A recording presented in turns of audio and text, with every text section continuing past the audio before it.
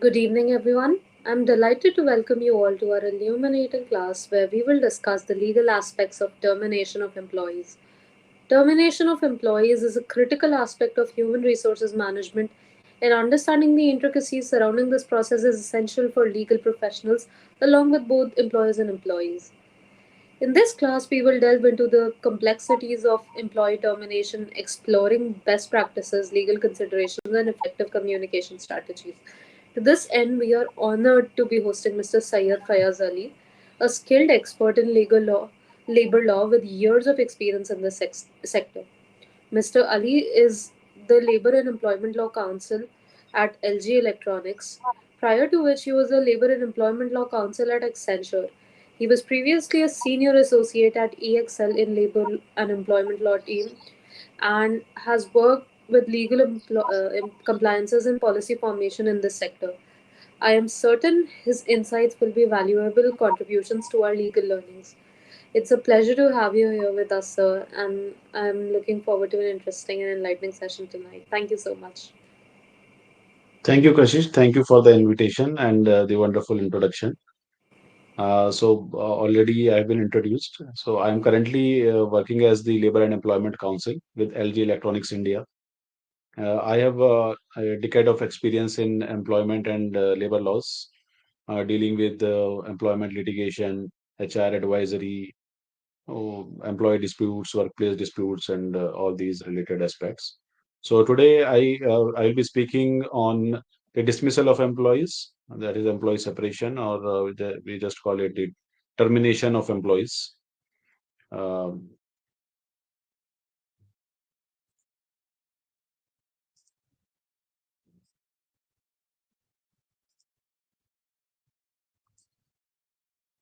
so dismissal of employees, we will be discussing the key issues and challenges that revolve around the termination of employees.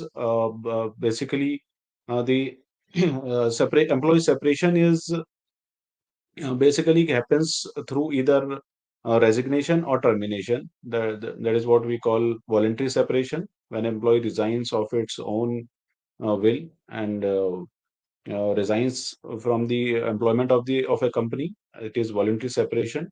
So separation refers to cessation of employment and the consequent termination of the employment from the roles of the company. This is of two types, that is voluntary and involuntary. Voluntary separation occurs when employee severs the working relationship. It may occur due to various reasons, like employee has got another employment due to personal reasons, family reasons, or whatsoever. So for voluntary separation, employee willingly submits written notice of resignation to the employer and then gets an exit. So generally there are no issues involved. Only few issues comes when there is waiving off of the notice period or not serving the notice period. So basically that is there are no disputes involved in this process. Other type of voluntary separation is voluntary retirement, that we call VRS, and expiry of the contract, generally when fixed term hires or the employees that have been hired on contract basis, so their contract ends, and that is a voluntary separation. And the last one is employee attaining the age of superannuation. That is the retirement of the employee at the age of attaining, as per the PF Act, it is 58 years. So for private organization, generally retirement happens at the age of 58 years, employers sometimes continue with the employment of the employees for above and beyond 60 years as well. And for government sector, it depends upon the departments. Like so in some department, it is 60 years or 62 years or 65 years, or it varies as per the government notifications. So the next we come to the involuntary separation that we call termination. So there comes the dispute, the termination of the employment. So there are various challenges, issues involved with the separation of the employees under this process. So when employee voluntary does not voluntarily resigns, but we have to separate the employee from the roles of the company. So basically, termination is of three types. One is termination basis misconduct. Second is termination basis performance of the employee, non-performance of the employee. and the third one is simpliciter. Simpliciter is the simple termination basis the contract, that is employment contracts and other agreement, employment agreement of the employee with the organization. So the employer-employee relationship ceases under this, as per the terms of the contract. So now we will discuss in detail all these three, grounds of the termination. The first one that we'll be discussing is the misconduct, then performance, and third one will be simplicity. So first we will highlight upon what are the legal frameworks that governs the termination. So termination basically is governed by the legislations by state government. For that we have state shop and establishment acts. For every state we have the shop and establishments act. So generally industrial establishments are covered under this act. The second one is central enactments. Central enactments is Industrial Disputes Act and Industrial Employment Standing Order Act 1946. The third one is employment contracts and policies, which governs the termination related provisions. And fourth one is judicial precedents, that what the high courts and Supreme Court has decided in termination related cases. So that also becomes the case laws and that are being followed and taken into consideration by terminating an employee from the employment. So you must be curious that how state and center both has enacted laws on termination. So this termination of employment comes under the labor law. So under the constitution, the labor law is the both center and state subject. Uh, Therefore, center and state both has the power to make laws on labor. Therefore, state laws also applies and central laws both apply on the employees while terminating the employee or while covering any aspect of the employees. So first of all, we will be discussing the termination on the ground of misconduct. So first, we should understand what is misconduct. Misconduct is generally defined under the Industrial Employment Standing Orders Act. There are model standing orders which defines all types of misconducts. It can be, any type of misconduct, like not following the orders of the senior or causing any rioting in the organization, any disorderly behavior, any abusive behavior, coming drunken to the office. You know, there is a exhaustive list under this act which is given. Also, under the Local Shop and Establishment Acts, also misconduct has been defined.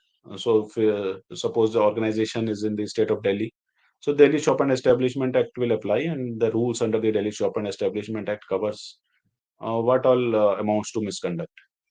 So, in order to get a definition of misconduct, we should first refer to these enactments to to confirm that if this particular act of the employee or misbehavior of the employee falls under the definition of misconduct or not.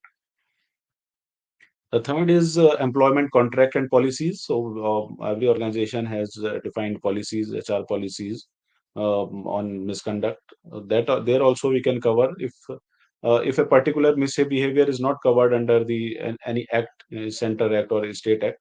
Then if an organization has defined under its service rules or policies or this model standing orders, so that will also cover the misconduct. Action can be taken against an employee on that particular misbehavior as well, if it is not covered under an act also. If we have defined it under the policies, then we can take the action against the employee under the if it is covered under the policies. Last one is the precedents laid down by the Indian court. So courts has also decided on several cases what is misconduct, what is not misconduct, what can be covered under the definition of misconduct, what cannot be conducted. So that's all about the definition of misconduct. We can take an example from, as I have spoken, that Industrial Employment Standing Orders Act covers the what all amounts to misconduct. So model standing orders covers the acts and omissions which may be treated as misconduct. The first one is willful insubordination or disobedience. As I said, that if an employee is not following the orders of the senior or the senior management, or the supervisor, then it amounts to misconduct, whether alone or in combination with others, to any lawful or reasonable order of a superior. It amounts to misconduct as theft, fraud, or any damage or loss to the employee's property, taking bribes, illegal gratification, habitual absence without leave, late attendance. So all these habitual is also defined under the act. It amounts to, in different acts it has been defined. Habitual is when it has happened more than three times. So once coming a person late to the office doesn't amount to habitual late attendance. It should be more than three times. Absence without leave or absence without any reason for more than 10 days, that also should be habitual. No, again, it should be taken. Habitual breach of any law applicable to this. So whenever habitual come, it should be multiple occasion. It should have been happen on multiple occasions, not a single occasion. And righteous or disorderly behavior, if it is on a single occasion, then also it can be conducted under, it can be counted as a misconduct, and proper action can be initiated. And habitual negligence or neglect of work, frequent repetition of any act or omission. Okay. So all these sexual harassment, striking workers, all these amount to misconduct as defined under the act. As I have already mentioned, that state acts also covered, like for example, Delhi. If we take example, then Delhi shop and establishment rules cover the definition of misconduct. What all is misconduct? Insubordination, is illegal strike, slowing down, theft, fraud. It is all similar to what has been defined under the Central Act, almost similar. So we can take reference while taking any action or starting any disciplinary proceeding against an employee under misconduct. We can refer to these rules and model standing orders first, and then we can initiate the proper action that we will be discussing in the next slides. So how the action has to be initiated, how the disciplinary inquiry or proceeding has to be conducted. So that all we will be discussing in the coming slides. So what all conducts not covered under law and policy? So private conduct of an employee, which is not defined under in any act or any policy. So that will not be that we cannot consider as a misconduct. So suppose if a person has taken if done any act which is not defined as a misconduct under the any state law or central law, or it has not been covered under the misconduct definition under the company policy, then no action can be initiated. Employee must also know in advance which act or omission would constitute misconduct. So, suppose if an employee is not aware of the company policy has not been made public, and we say that we charge sheet to the employee that this act or omission of yours amounts to misconduct as per the company policy, and that policy has not been made public or was not in notice of the employee, then that cannot be counted as a misconduct unless and until it is covered under the law. If it is under the law, then it is presumed that the employee must be aware of that law. It is well settled canon of penal jurisprudence that the employee sought to be charged for misconduct must have adequate advance notice of what act or omission would constitute misconduct. He must know in advance which action or conduct constitute misconduct. That has already been explained. So how disciplinary proceedings takes place? So a prerequisite of termination. So under the category of misconduct, no employee can be terminated without conducting a disciplinary proceeding. So employee should be given a fair chance under the as per the rule of natural justice to represent his case. Employee a proper investigation should be conducted, and as per the process, then show cause notice has to be served. Then only a termination can happen under this uh, category of misconduct. I have taken some judgments as well, which mandates that how important is conducting the disciplinary proceeding. So, in a matter of misconduct of theft of certain electronic items and data, a proper disciplinary inquiry has to be conducted by following the principle of natural justice. Madras High Court has laid down. Karnataka High Court and Calcutta High Court are also of the similar view that and if any action has to be taken against employee or dismissal of services pending inquiry by adopting short circuit method is not sustainable. So during pendency of inquiry, also Karnataka High Court has held that no employee can be dismissed. So inquiry should be completed and properly. in a legal manner. A dismissal of worker will be valid only when charges stood proved against with all due procedure and steps adopted in disciplinary proceeding. That is Calcutta High Court has laid down. So all the proper steps should be followed on the while conducting the proceeding. Then only action can be initiated. So first we will discuss what is the principle of natural justice that that has to be taken into consideration while conducting the disciplinary inquiry or disciplinary proceeding. So principle of natural justice, it has two formulas which says that no one can be found guilty without being heard. So an employee against whom charges are being laid down should be given a chance to respond to the charges and to represent its case through himself or herself or through any other representative or a lawyer. Also, that can be done. Um, that is what the principle of natural justice lays down. Accused has the right to know the charges, what charges has been laid against the person. Also has the right to inspect the documents, what all documents had been made part of the inquiry, to know the evidences, cross-examine witnesses. So when there is an accusation and some witnesses are there, then the accused has the right to cross-examine them, to ask them questions. Oh, and those questions and those cross-examination is also mandatory to be made part of the proceedings. To lead the evidences, to present his case, to lead evidence, and to present his own evidences as well, and to present his case before the committee.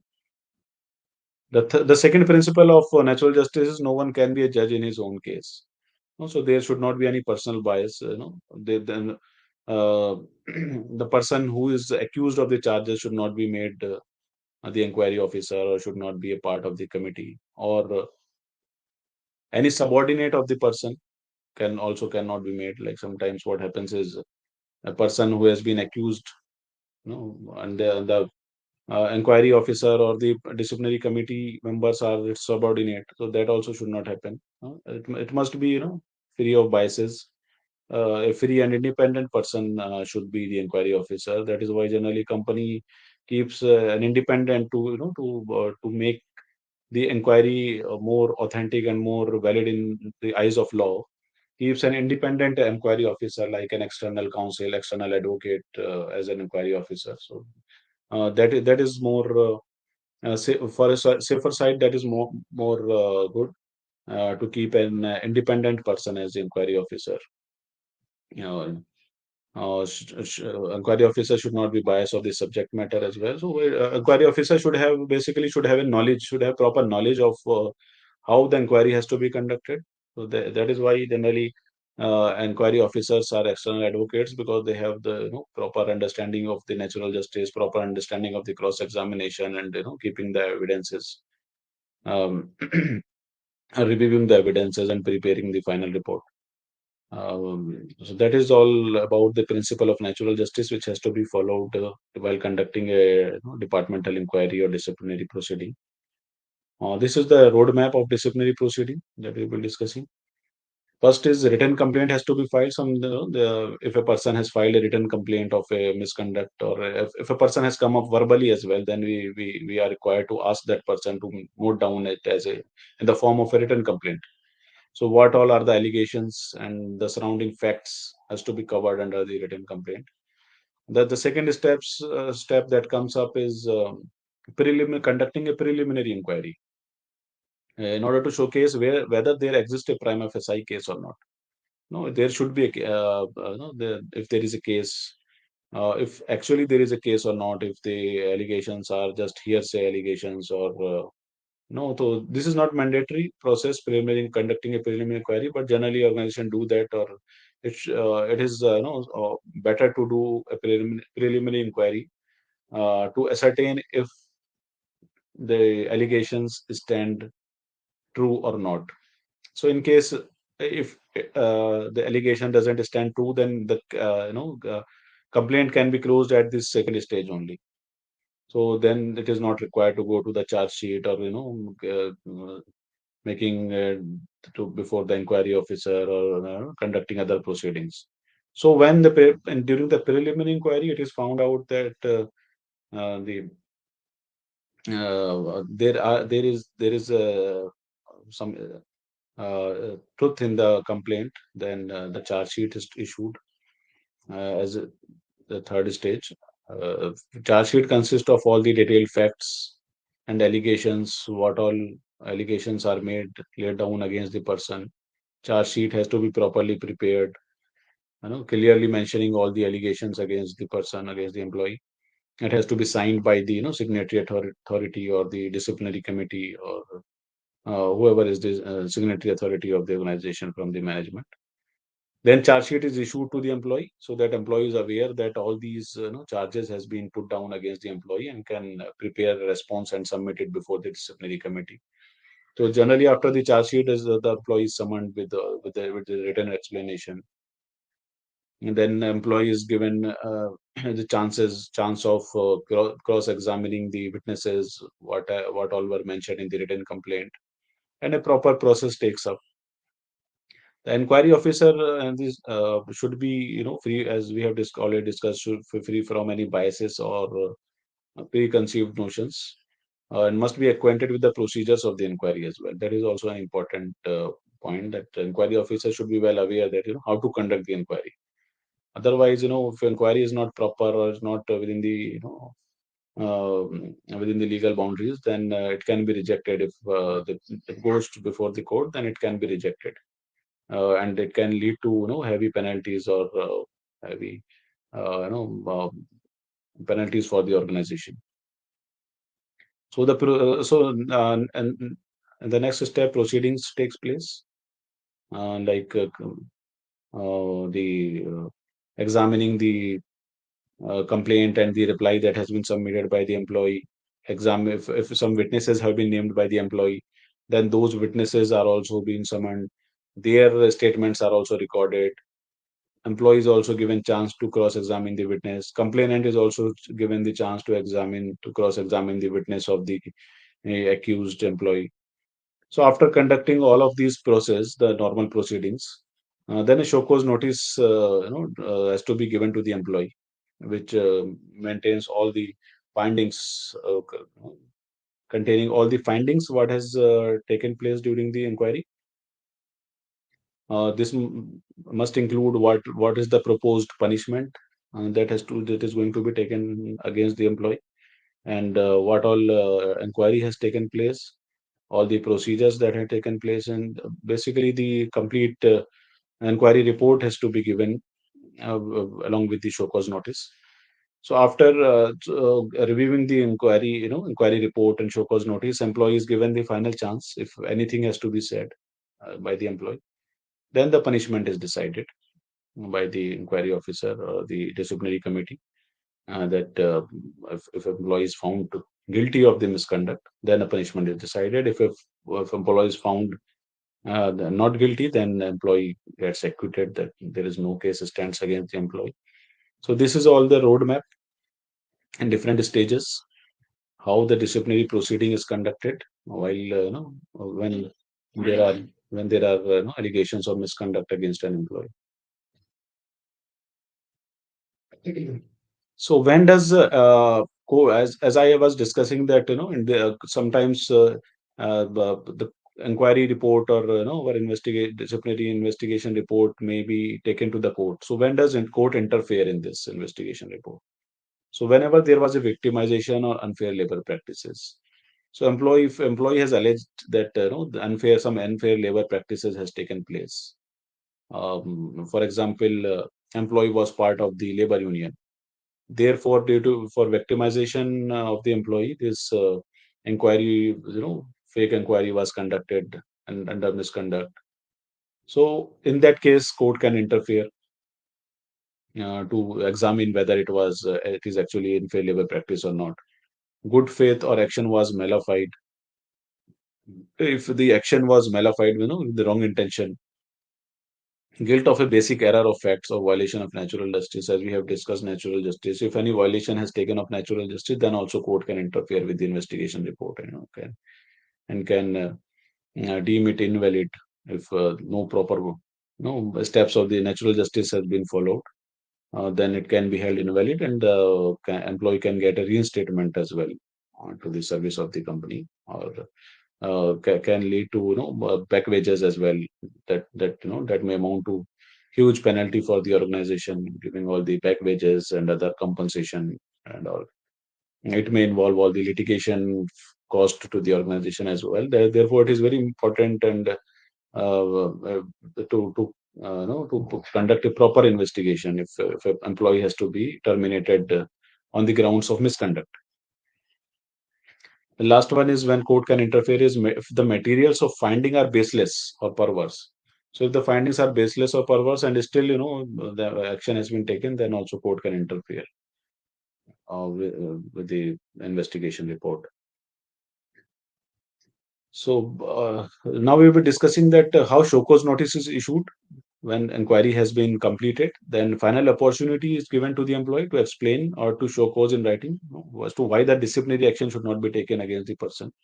All the all the proofs, all the evidences are given to the employee that we have conducted a proper inquiry against you, and as a conclusion of the inquiry, this is the outcome of the inquiry, and why should we should not take any action against you.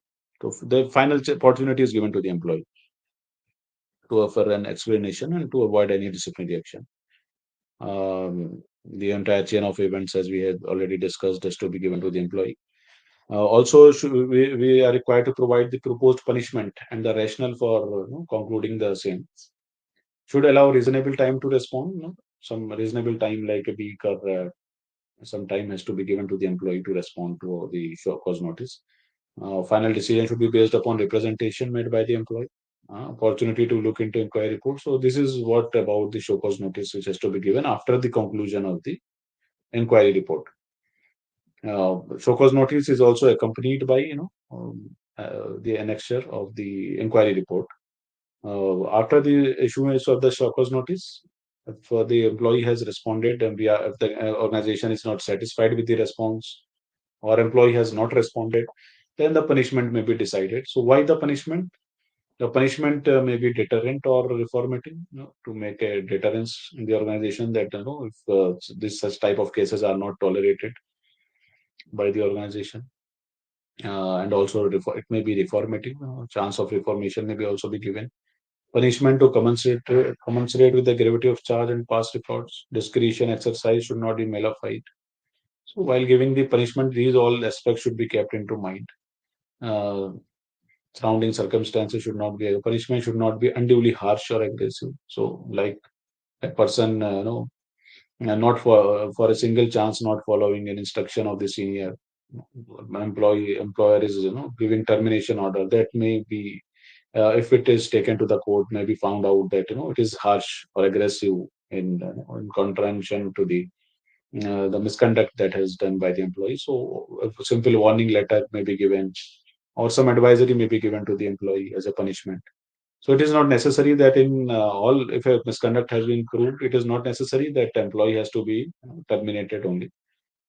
Uh, some some other actions may also be taken on a lighter note, like issuing warning letter, giving advisory to the employee, or withholding the promotion of the employee or increment of the employee. So this is the gravity of the misconduct that has been done by the employee. The action is taken or initiated.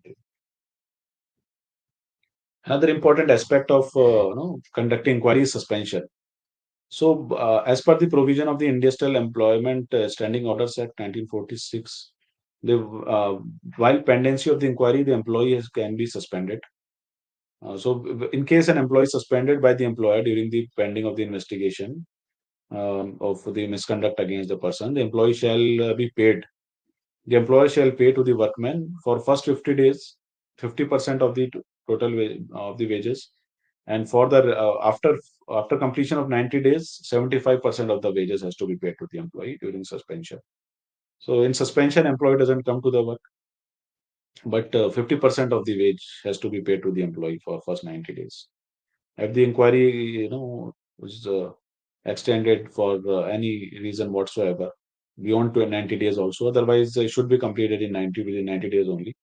If due to certain reasons which are to be given in the writing, it has been extended beyond 90 days, then 75% of these wages has to be given to the employee as per the this provision of the Standing Orders Act.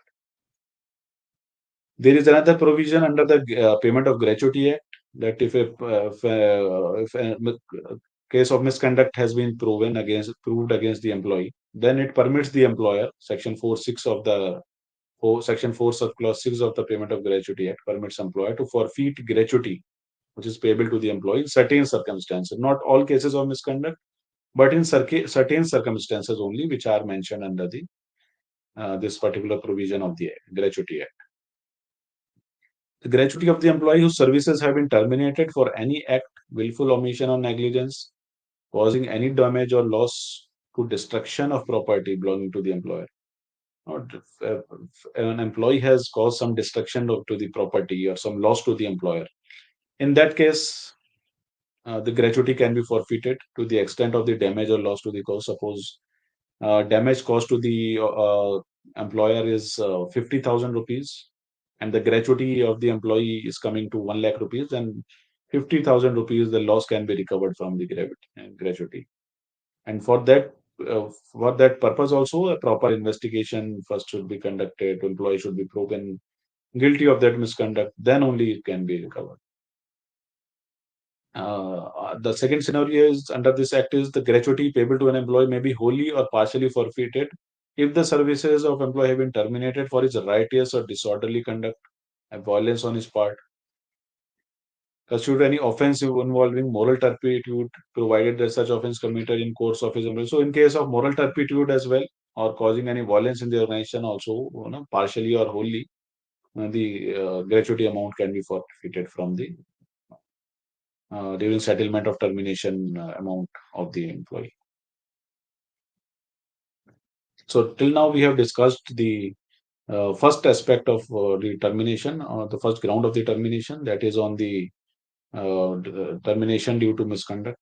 We have discussed, what is misconduct, what process has to be adopted while, terminating an employee basis misconduct, how disciplinary proceeding has to be conducted, what all things has to be kept into consideration while while conducting the disciplinary inquiry, and how how courts have laid down that why conducting inquiries as a very is essential part of taking action in during misconduct. Without any inquiry, no person can be terminated for ground of misconduct.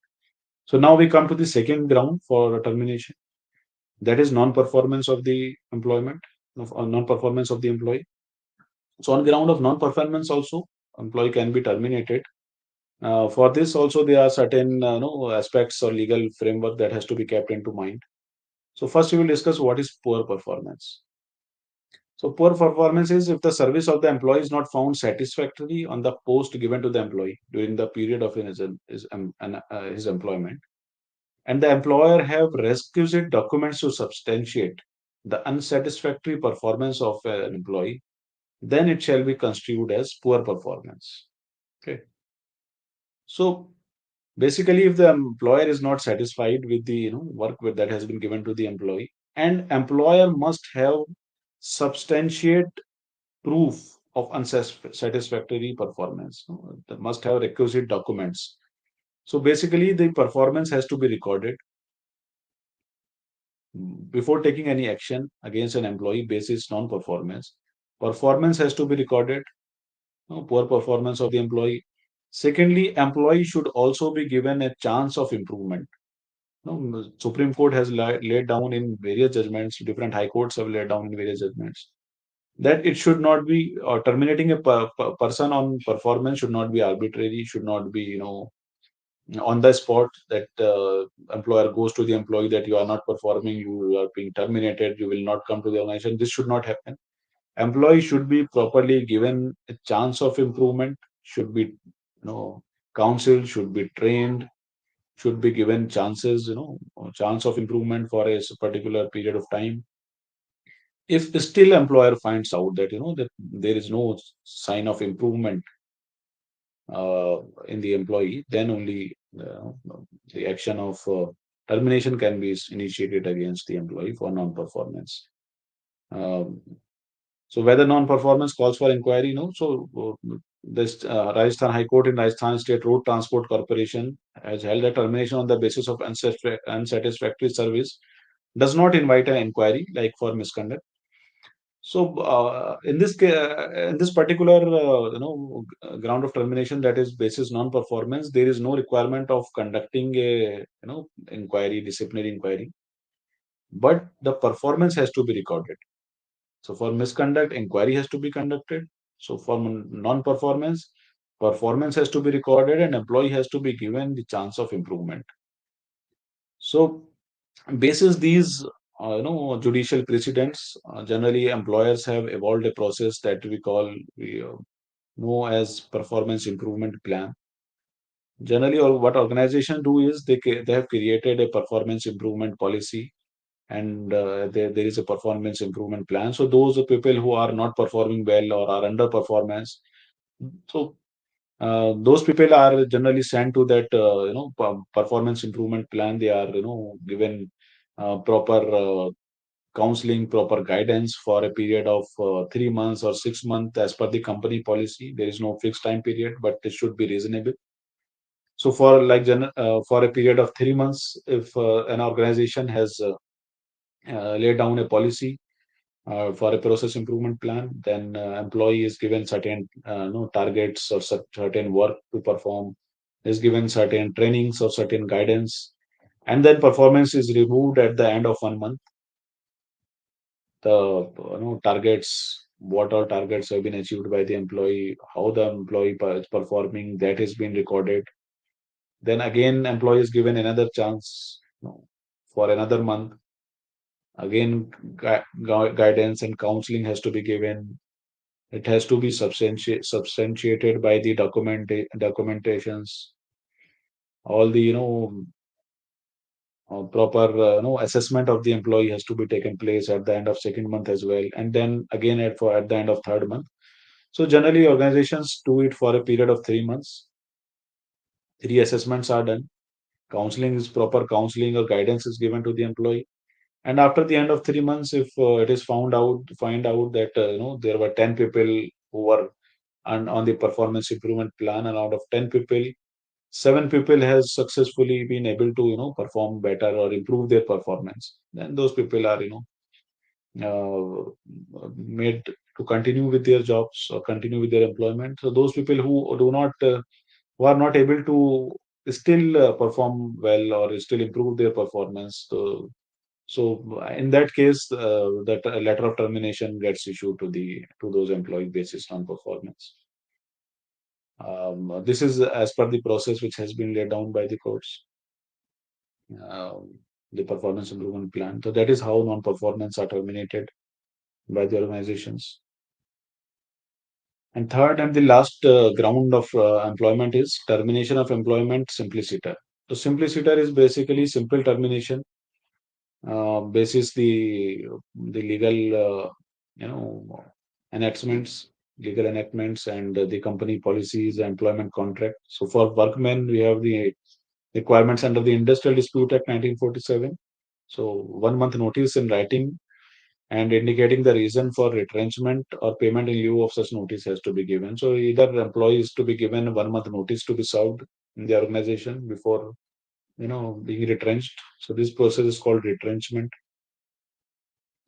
Retrenchment has been defined under the Industrial Dispute Act.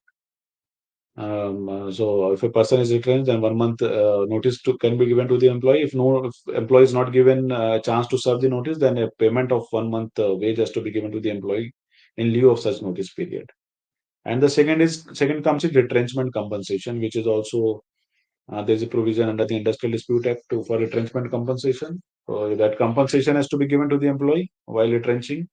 That compensation amounts to 15 days of basic wages for 1 year of service. Suppose an employee has worked for 6 years. So for every year, 15 days basic wage has to be given. So 2 years, 1 month.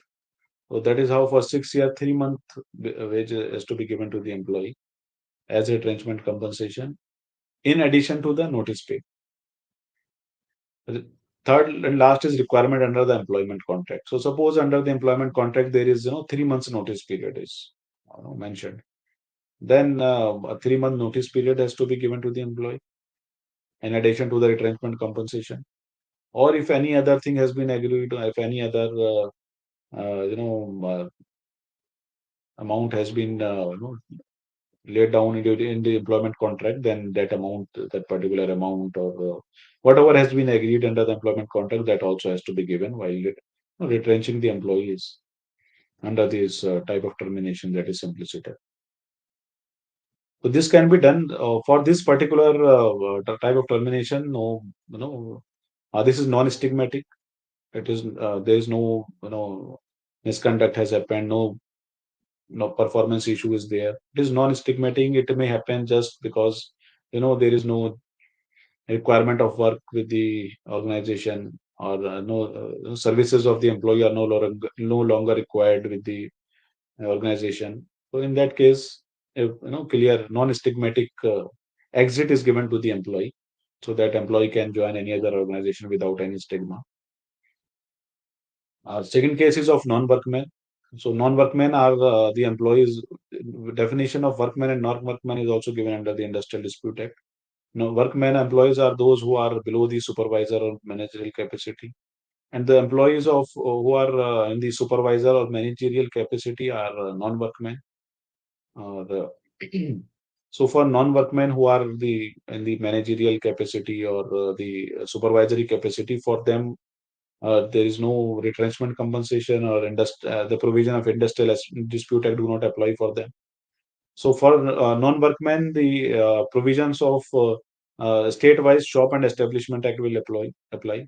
So whatever notice has been given under the State Shop and Establishment Act for that particular state, that much notice, like for 2 months or 3 months, whatever notice has been given under that particular act, local shop act, S&E act is given, that has to be paid. In addition to that, notice period or payment in lieu of thereof. If notice period has not been allowed to serve by to the employee, then payment can be given in lieu of that notice to the employee. This is for non-workman category.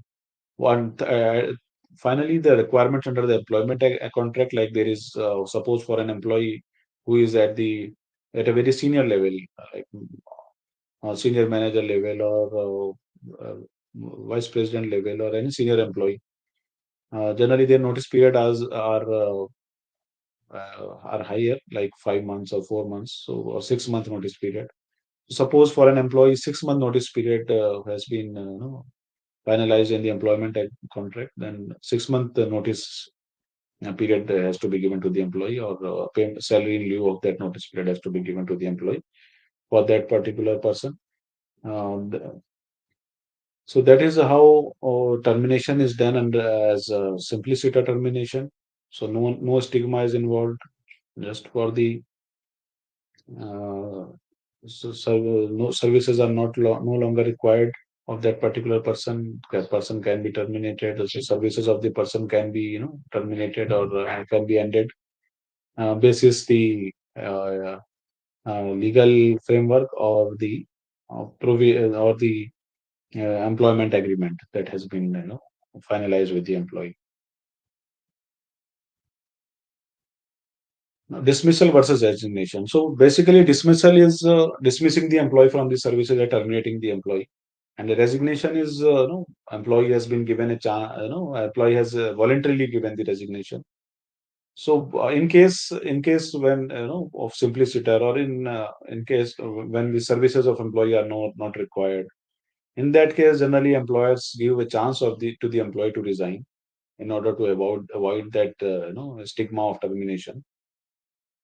The employee is given a chance to submit voluntary resignation, so that is ease of compliance, that leads to ease of compliance for the company.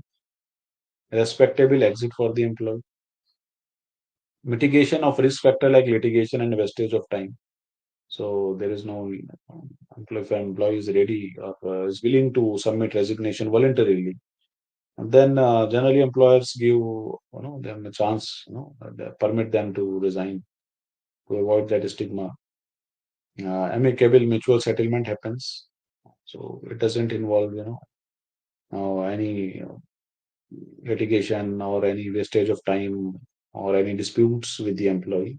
Or clear exit is given to the employees uh, by taking the resignation. So we have covered all the three types of terminations. That is misconduct. For misconduct, uh, inquiry is important. Without inquiry, employee cannot be terminated for misconduct. For performance, employee has to be given a chance to improve, and then performance has to be recorded.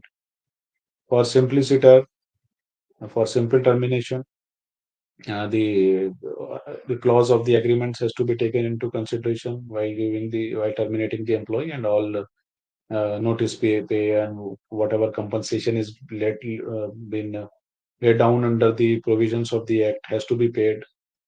Then only that termination can take place as simple termination. That is all for termination.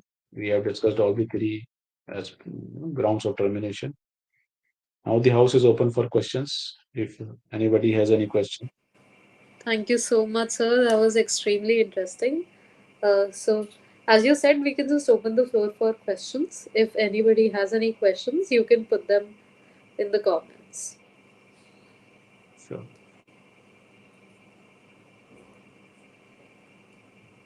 If anybody has any questions, you can put them in the comments. So maybe we can wait for a minute or two in case like somebody's typing. Sure, sure.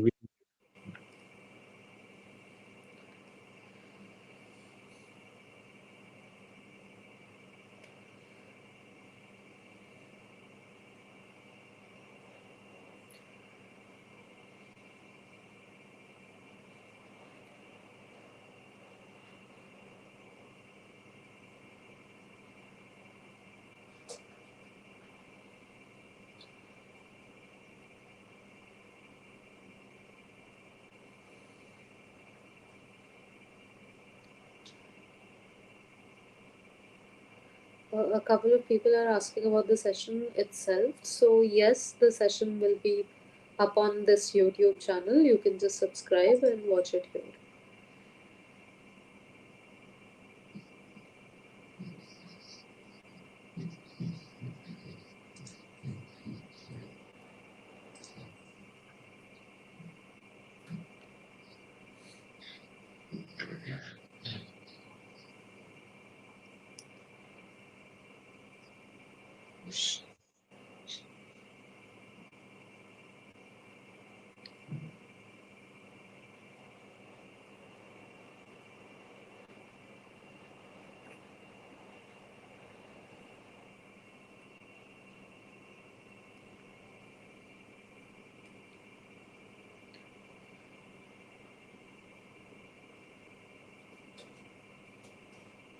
If there are any other questions, you can just put them in the comments.